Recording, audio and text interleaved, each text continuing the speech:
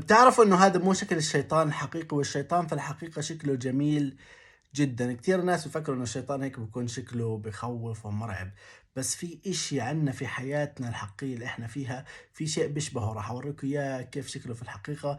بس قبل ما اوريكم ما تنسوا تحضروا قصة اوسخ ام في التاريخ، الام ليلى واطفالها الثلاث. بتلاقوا القصة موجودة هنا في رابط او شريط، اكبسوا عليه بتحضروا القصة، او اكتبوا العنوان، هذا العنوان اكتبوه لا تفوتكم، موجودة على الاحمر. القصة جدا بكتني وراح تبكيك انت. المهم يا جماعة، الشيطان دائما بيوسوس وممكن يتشكل على أشكال كثير، بس في شكل واحد عنده مستحيل يقدر يغيره إيش ما عمل. هذا شكله يعني دائما هو عليه، ممكن يتشكل بأشياء ثانية، يصير مثلا حيوان، يصير نبات، يصير شخص جميل، بس الشكل الأصلي الحقيقي اللي ما بيقدر يتغير راح أوريكم إياه الآن. بس قبل هيك أتمنى ما تخافوا يعني، واشتركوا معنا، احضروا الفيديوهات، وما تنسوا تحضروا القصة. وهذا مش عارف، انا خايف يعني، خايف صراحة تخافوا من شكله، بس هذا شكله الحقيقي. ممكن ترى يكون حواليك الآن بس انت ما بتقدر تشوفه. هذا شكله، قيموا لي